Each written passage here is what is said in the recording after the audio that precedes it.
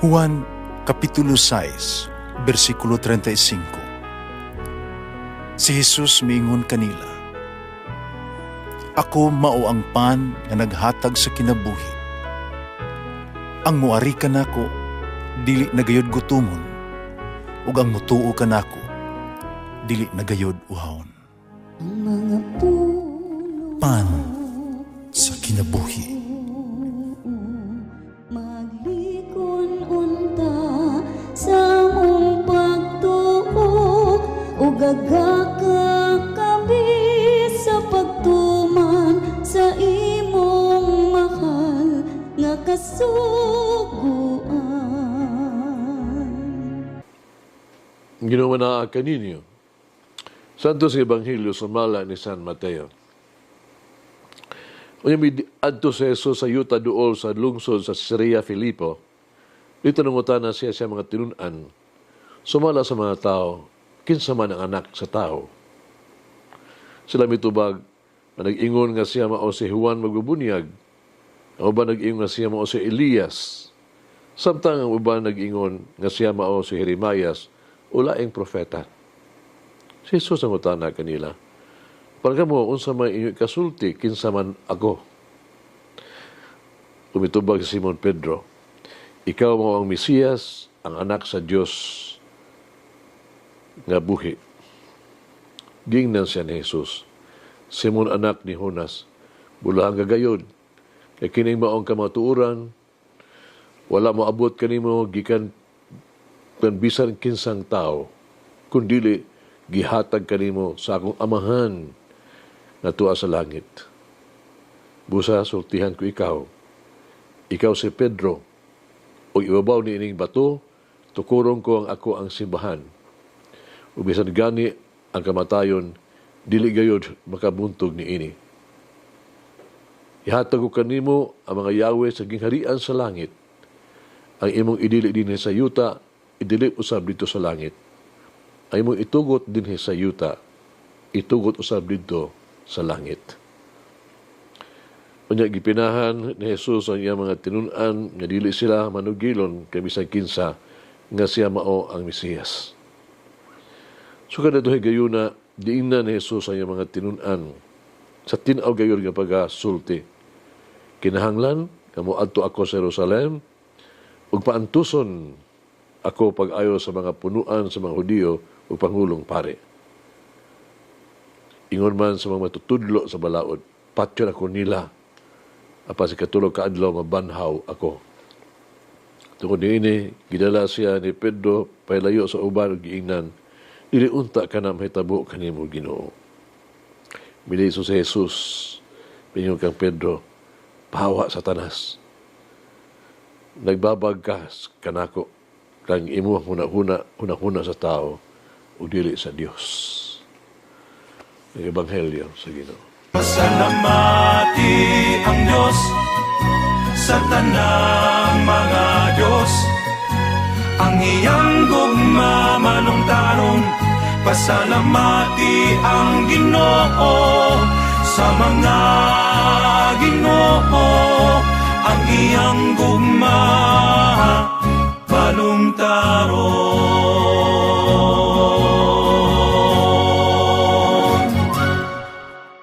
Usa may itong nahibawan may tungod ng Ebanghelyo karon. Gipili ni Jesus si Pedro nga nahimong fundasyon sa atong simbahan. Kaya taga ni Jesus si Pedro og otoridad sa pagdubala o pagpanalipod sa simbahan. Busa gitugyan ni Jesus kang Pedro ang dakong responsibilidad pagpangulo sa iyang simbahan. Kung makapangutana kita, ganun gipili man si Pedro? Para nako ano duha ka rason. Una, no? Si Pedro gipili tungod dili tungod siya katakos, di tungod siya, kundi tungod sa grasya sa Dios. Kini tungod sa kaayo sa Dios. Gasa kadto sa Dios. O si Pedro napakita sa pagkabukas sa grasya o sa gasa sa Dios. Si Pedro may dawat kabubuton sa Dios. Si Pedro gitahasan sa pagpangulo sa simbahan Dili tungod sa katakos, di tungod sa intellectual capacity, kundi tungod kay siya mituo. Si Jesus mituo kang Pedro. Si Jesus adunay lig-ong pagsalig kang Pedro. Ang Diyos nagtawag kanato sama sa iyang gibuhat kang Pedro. Sa pagbuhat sa usa ka butang, na espesyal alang kaniya. Ang Diyos adunay piho gyud nga plano alang kanato. Uman sa grasa sa Dios, mahimo na tong tanan kanang mga butanga. Uban sa giya sa Dios, matuman nato ang tanang buluhaton nagitugyan sa to ang mga abaga. Gipili kita sa pagbuhat o mga maayang butang alang sa Dios. Sa mga pananglitan, kini mo ang pagpasaylo sa nagbudhi kanato, no? Ang pagdawat, pagbalik sa mga nagpahilayo kanato, kasilo. Ang pagsabot sa wala, magtagad kanato. Ang pag-ampo alang sa nagpasakit kanato. Ang Diyos nangandoy alang sa labing maayo para kanato. Nagtuo ang Diyos na matuman nato kining tanan. Ikaduha, si Pedro gipili tungod sa iyang pagpadayag o pagsugid sa pagtuo. Si Pedro miangkon, umidawat nga si Jesus mao gyud ang gisaad nga Mesiyas. Mingon siya, ikaw mao ang Mesiyas, ang anak nga buhi nga Dios. Mao kini ang pagmatuod sa Dios Amahan, no? Kay Jesus dihang si Jesus gibunyagan, no? Ni Juan dito sa suba sa Jordan, no? Kini mao ang pagpadayag ni Jesus sa Dios Amahan atol sa transfiguration sa bukid sa Tabor. Wala isulti ni Pedro dinhi ang gustong madungog ni Jesus. No. Nigisubli lang ni Pedro ang gisulti sa uban. Si Pedro wala maglitok o bisan unsa aron lamang pahimutan si Jesus. Ang gisulti ni Pedro mao ang iyang personal conviction, ang iyang personal nga pagka-discover diha sa relasyon ni Jesus. Gisulti niya ang iyang nasinati gikan kang Jesus.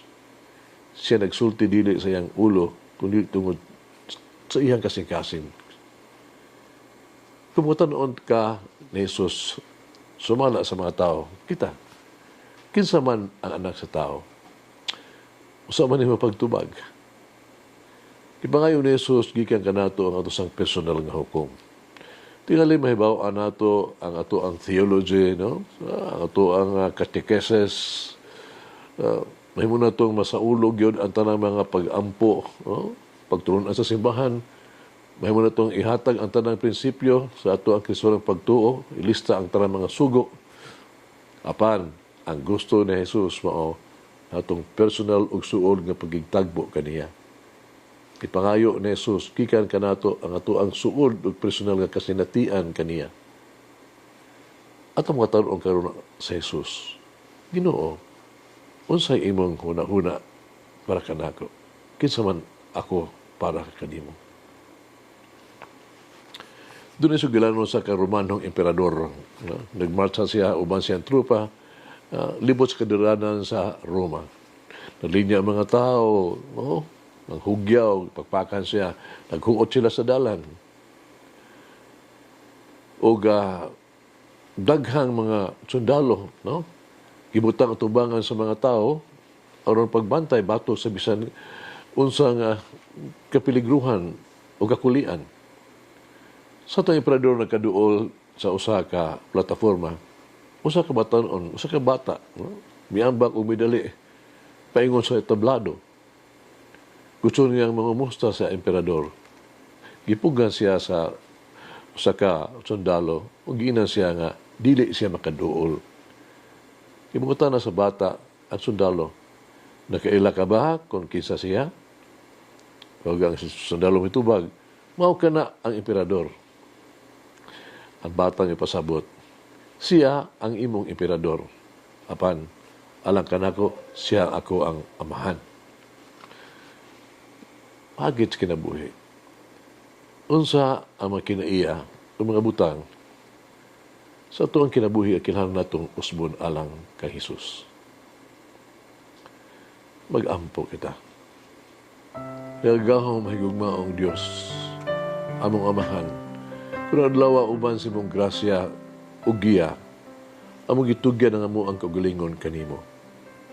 Andam na kami karon sa pagdawat sa krus, pagpasan ini hangtod sa pagkakumplito, bisan hangtod sa paglansang sa krus.